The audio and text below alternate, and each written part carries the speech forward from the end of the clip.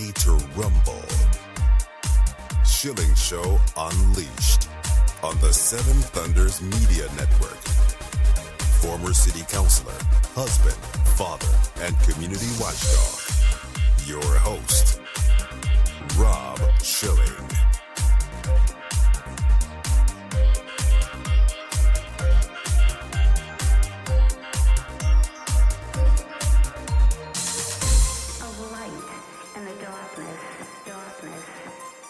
Welcome to the Schilling Show Unleashed Podcast. Remember, your direct support makes our show possible, and you can directly support this podcast by visiting schillingshow.com and then clicking on the Patreon banner at the top of the page to make a monthly contribution. We appreciate your support. The Schilling Show Unleashed podcast welcomes Dr. Justin Mabie, an American scientist, a national advisor for the National Institute of Environmental Health Sciences, author of the new book, Climate Change Deception, The Alarming Corruption of Science. Dr. Mabie, thank you for joining us today on the Schilling Show Unleashed podcast. Thank you for having me. So help us to understand, when we talk about science and the scientific method, what are we talking about? Because many people are not following that closely. It's really an industry that surrounds science that starts from where money comes from, the funding sources, to how research is solicited, to how we propose to do research, to how we publish it, and to how that research is put together for use by the public and governments and decision makers. Has science changed over the years as far as that goes, or has that been the way that it has been and will continue to be? Well, science, like anything, evolves. Probably the biggest change we faced in science was around World War II. So before World War II was kind of a golden age of this great research. All the brightest minds in the world were able to collaborate freely. But in World War II, it was really a science-based combat. Technology was blooming, racing to get the nuclear weapon. All these things caused the governments to compartmentalize science and classify a lot of it. And that kind of cut scientists off from being able to collaborate freely and more siloed our work into specialties. Were there benefits of that? Certainly, whoever was promoting those policies thought it must be good for something. From my view, that kind of slowed down our progress. We like I said, we had a kind of golden age where we were progressing really, really quickly in understanding of physics and sciences in general. Once we did that, science, I think, became more expensive and progress is slower. And even today, if you're in a field of science that's a technically important field, like say material science, where you're building the latest and greatest materials for the military, for advanced weapon systems, you don't really have access to all the literature in the field. So it's very difficult to understand all the tools that could be available to you because so much is classified and restricted. And if all that was open, we'd be progressing faster, but of course there would be national security implications to that. So is there any real alternative? Is there a happy medium, or are we pretty much stuck because of the national security implications? There are probably things we can do, but that's not really my area of focus. Okay. I advocate for more open sharing of science and better collaboration with scientists.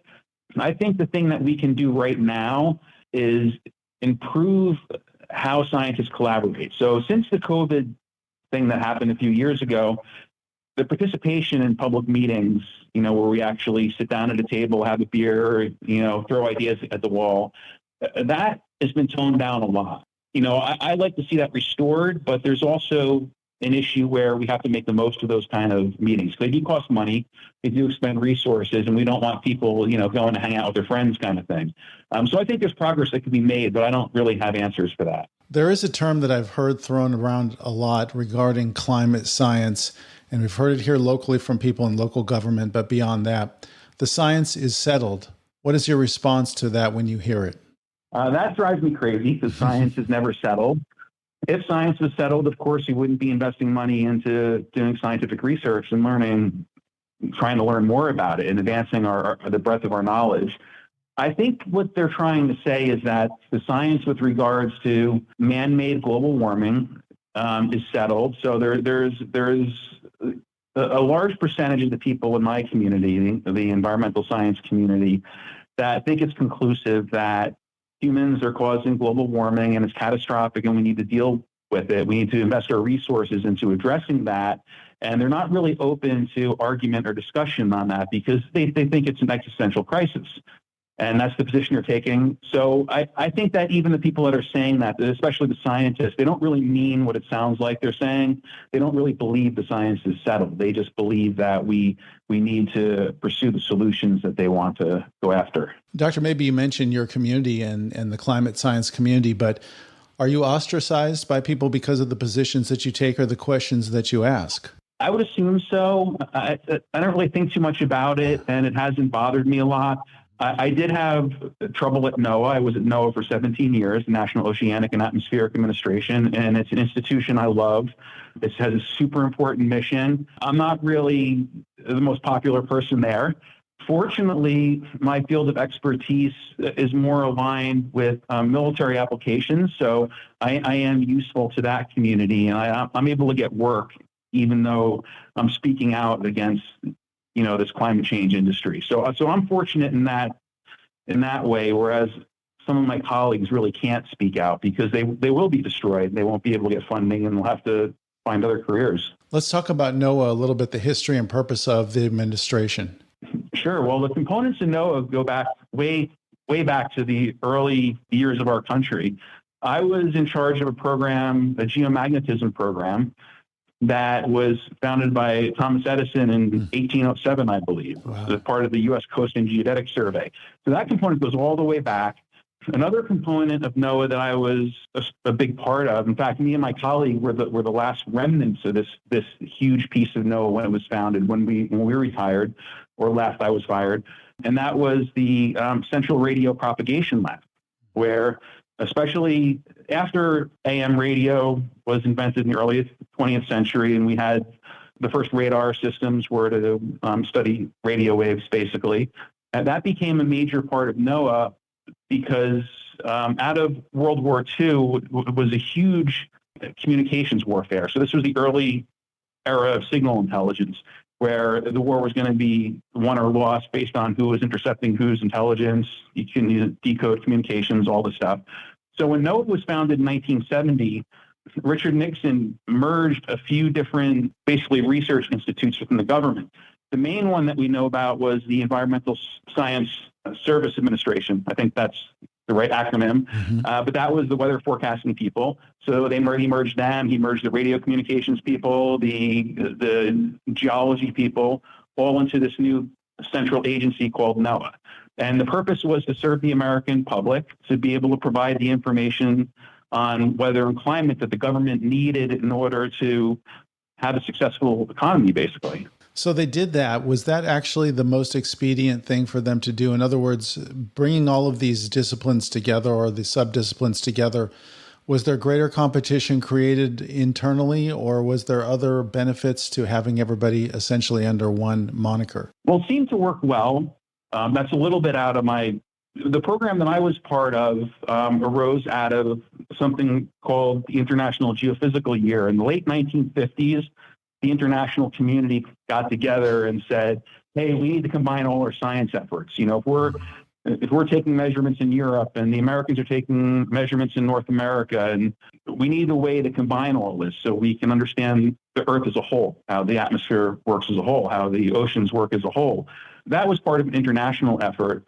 So consolidating all the efforts into NOAA seemed to have worked pretty well. NOAA adopted those kind of international programs, and we're able to manage a collaboration with other countries, and we're able to be kind of an open source of that information where it wasn't so compartmentalized under the military and other special interests. In recent years, it seemed that NOAA's reputation has been somewhat sullied because of biases or incorrect information. What is your position on that? And is that something that's actually happened? Yeah, that's unfortunate. I'll say that now the new leadership, President Trump's appointees, Neil Jacobs and Taylor Jordan, are running NOAA, and those guys seem to be doing a great job. I'm really impressed by them, and I think that they're working to restore NOAA's reputation. I think a lot of the reputational problems from NOAA, this is from my personal experience, is due to what we call agency capture. So this is external influences, external forcing. So the idea the science is settled coming from the international community. These kind of things working into the leadership of NOAA. And what happened that I observed, I got there around 2005 and left in 2023. And I saw kind of an inversion in how the agency was managed. So when I got there, the lower level scientists like myself were able to tell our leadership, hey, we need these resources in order to get the job done. And leadership was very responsive to that.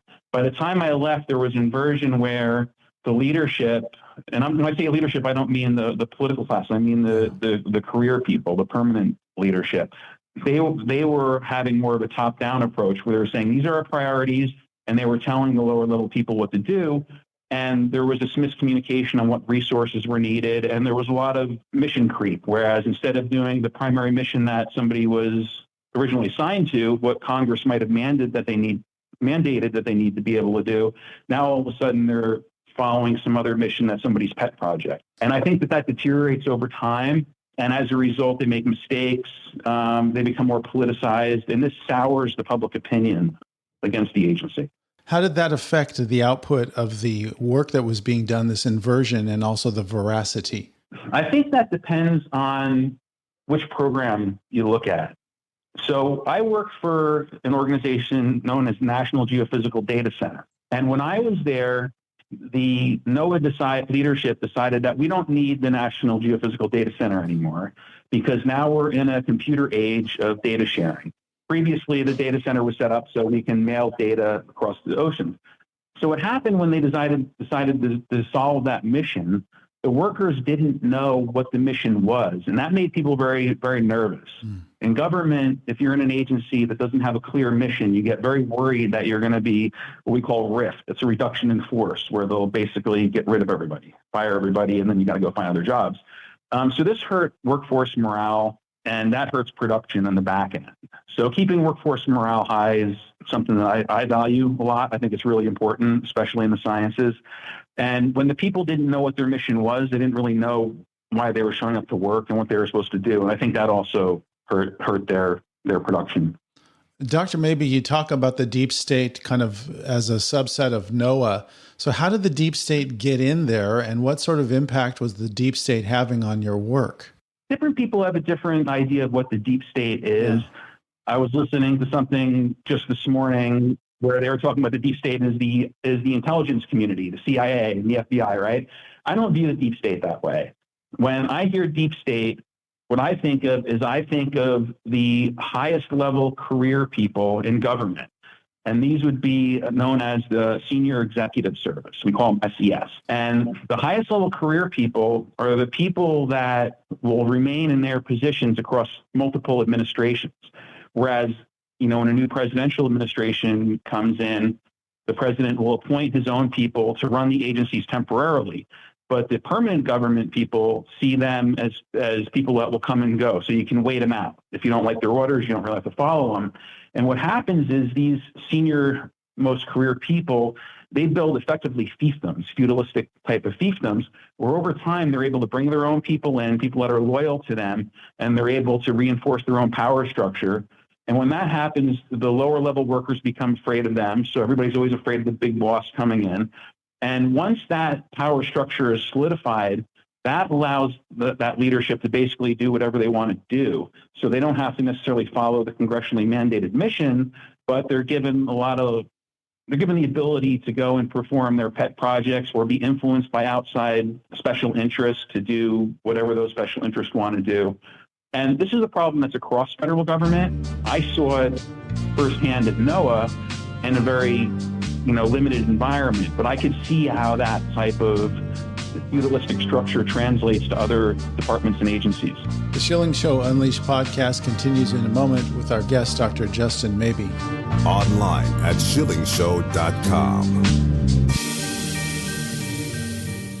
ShillingShowMedia.com is your one-stop shop for websites, audio and video production, and photography. ShillingShowMedia.com will take your project from conception to completion. ShillingShowMedia.com is reasonably priced and highly professional. Need a website for your business? Visit ShillingShowMedia.com. Need a video created or edited? Visit shillingshowmedia.com. Have a photography or graphic design project? Visit schillingshowmedia.com. Shillingshowmedia.com is your one-stop shop for websites, audio and video production, and photography. Visit schillingshowmedia.com. That's schillingshowmedia.com. Looking out for us. Rob Schilling. The book is Climate Change Deception, The Alarming Corruption of Science. Our guest is Dr. Justin Mabie here on the Schilling Show Unleashed podcast. Let's go to the politics. And I want to start, you mentioned earlier the funding. How is the funding controlled and how does the funding control the output? So at least in the United States, funding comes from Congress, government funding. So Congress will allocate chunks of money to agencies to spend in certain ways, and there'll be a certain amount of flexibility. So the funding might be targeted for a certain type of research, maybe to study ocean currents. But then the agencies will have some flexibility as to how to spend that money. So what happens is you have funding organizations that control the purse strings. So the NSF is the big one for science in the United States. When those agencies become captured by external interests, what they do is those interests will influence how that money is targeted.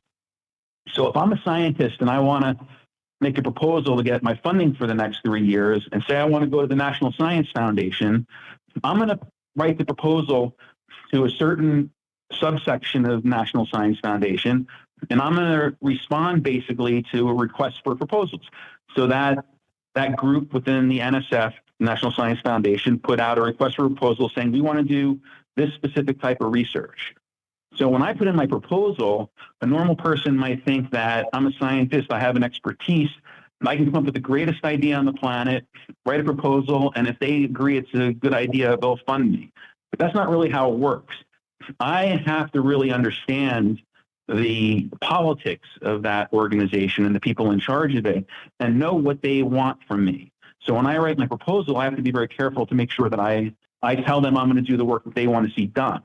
So that's how the science is really controlled on the front end. Then on the back end, when I publish, I have to deal with publications that have similar issues where the editorial staff, they have certain ideas and certain objectives they want to see.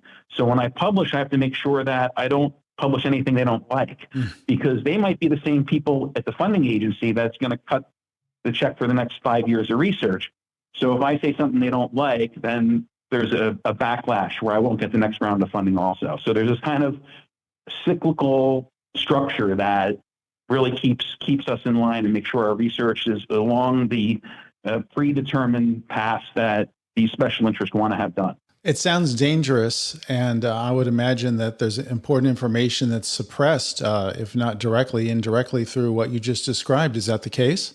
Yeah, I like to believe it's more indirect. I've dealt with a lot of researchers throughout my career, and they're all good people. I can't say that anybody has done bad research or has manipulated their findings in any way other than having to conform with the way things are pre-designed. There's probably some exceptions to that. So some of these higher level people, the people that are really well known, the influencers, people with hundreds of publications because everybody puts their name on their publications. Yeah. Those people, there seems to be some agendas there. And I go a little bit into that in my book, but I'm careful not to call anybody out for fraudulent science because that's really hard to prove. And almost all just rank and file scientists are honestly trying to do a good job. And we have seen, and I'm not going to even mention the name because it was problematic, but we have certainly seen that if someone is involved in science and doesn't like criticism, that can go to the courts and result in career and or economic damage to individuals. Yeah, we've seen some of that. There are some relatively famous scientists. One I'll mention the name just because it's in the public. Michael Mann, he's known for the so-called hockey stick. That's right. And in my book, I talk about his paper. So if I was a reviewer on the paper he submitted, and I forget what year this was like 2000 or 2001, I would have approved that publication with minimal changes because it seemed pretty thorough. It was well cited. It was based on the actual scientific evidence. So he was looking at historical data, things people know like tree rings or ice cores, things like that, where we look at data that goes back hundreds of years, and there's a lot of inferences, but there was nothing particularly wrong with the paper. So I tried reading it from a perspective, if I was an editor, would I allow this to be published? And my answer was yes. The problem I had with that is what happened after. So that publication was sent to a journal that called the Geophysical Review Letters, which is this journal that's out there as part of the American Geophysical Union that's designed to quickly publish our work. So if I make a discovery that I think the community needs to see right away, they'll let me publish a 3-page, 5-page paper rather than me having to work and crunch the data for a year and a half to get it out there.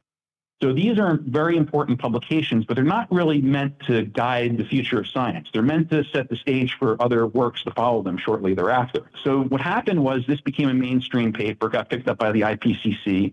And then later on, Dr. Mann, when he pushed the paper as being kind of mainstream science and of central importance, and he became a prominent figure. And then in recent years, of course, he's been involved in litigation because people have accused him of various things, and he's accused other people, and it became really messy and nasty. That situation is unfortunately how it's structured, and it was an unfortunate situation, and I feel bad for all the parties involved in it. My impression is he tried making his research paper to be more important than it really was. What about peer review, and how is peer review impacted by threats of litigation or other sorts of professional punishment? Well, I'm not sure peer-reviewed is really affected by litigation to a large extent, maybe a little bit. I think people are more worried that if they try to publish the wrong thing, the reviewers will see that and it will affect their future work. Either their paper won't get published, we get a lot of that. So if there's 4 or 5 scientists reviewing my paper, when I submit it, if there's one hostile reviewer, that paper probably won't get published. It will get pulled. And I've seen that happen. When I've been a reviewer on really good papers, my area of expertise, where there was a reviewer who clearly wasn't an expert in the field, that was clearly being hostile to the author, and the editor agreed with the hostile reviewer and didn't publish the paper. So that kind of thing happens. In my experience, my field is very, very narrow when it comes to radio science. So atmospheric radio science is my very narrow specialty. Like I have a wide specialty in the atmospheric sciences, but that's the area I really dig into. And there are several key publications that I should be a regular editor on, because there's not like a whole big basket of people to choose from when they need to find people to do peer review. And I very rarely get asked to review papers. And what that tells me, most of these journals, they have a few of their favorite reviewers that they constantly put on for paper after paper after paper. So instead of peer review representing a large cross-section of the scientific community, in my opinion, it seems to be a very narrow section in most cases, where in a certain journal, in a certain aspect of the journal, you'll keep having the same people review the papers submission after submission. And that creates a level of control that I think is not conducive to the scientific process as a whole. Dr. Mabie, you talk in the book about climate change fascists. Who are they, and what are the fascists doing? The fascists I refer to are, for lack of a better word, the globalists. And this, I really point back to an organization called the United Nations Framework Convention on Climate Change. I'm not calling the people in that organization fascist, but that's kind of the central organization that controls this international climate change industry, which is a multi-trillion-dollar industry. And that is under the United Nations. So United Nations created this Framework Convention on Climate Change in the 1990s. And there's a lot of branches of that organization. The one that most people know about is the Intergovernmental Panel on Climate Change, yes, the IPCC, that puts out these assessment reports every couple of years that governments use to determine how to deal with climate change. So this is where the idea that we have to reduce carbon by so much in order to reduce the temperature by 1.5 degrees Celsius comes from. The reason I call them fascists is because they work in kind of a neo-fascist way. So if you look up the word fascist in the dictionary, you'll see a definition that describes everything they're doing, except for there's not a single leader you can point to, which is why I call it neo-fascist. You don't have this dictator behind the scenes, but you have more of a governmental structure. Really, the way they handle it is through all the standard aspects of fascism. You have a group of people you lay blame on. You have a solution that has to be implemented, and you have authoritarian control that's being implemented in order to do that. And the carbon credits issue is a big one. That was an idea that was introduced slowly since the Kyoto Protocol. And every time there's a large international meeting where they, update the international governance priorities, they strengthen this. And now we're at the point where for carbon credits, we have to agree to reduce carbon by so much. And if we have a violation, there's a board of countries that don't represent our interests that decide whether we violated and whether we need to, contribute more. And it's all this kind of authoritarian money grabbing scheme. Is that a subversion of our national sovereignty? And is there anything that can be done about that? Whether it's a subversion of our national sovereignty is a tough question, I think, because that's really up to our lawmakers, how much they hand over to other people, other interests outside the country. I think there's a lot that can be done about it. Really, what we need to do as a government, because I'm a civil servant and my viewpoint is from what the government should be doing. So what we should be doing is taking the IPCC reports, these international reports that say, okay, we have so much global warming. This is what's going to be the problems. We're going to have flooding here, fires there. And we should be taking a look at those and determining as a nation, what do we need to do in order to protect our nation from this? And what can be done? And if the international community wants contributions, I don't think we should be giving them money so they can build solar and wind farms. If they want contributions from our country, the tried and true way that we've been able to contribute is through technology. Our cars now get 50, 100 miles to the gallon in some cases instead of 7 or 8 miles to the gallon they got 30 or 40 years ago. That's because of American innovation. If the international community wants us to help them mitigate carbon, even if we don't think that that's needed, my solution would be put money into American innovation. Let American companies find better technology to do a better job of it. And that's the way I would approach it. I'd approach it from infrastructure.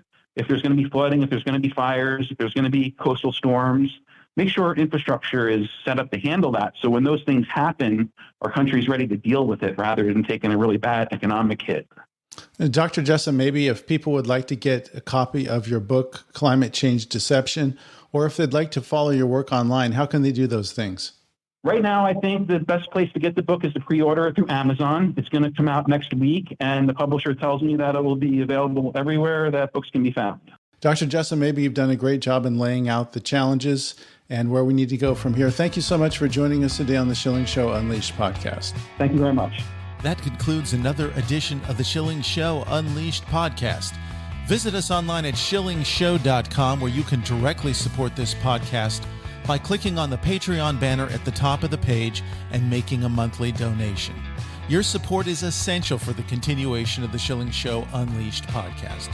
Until next time.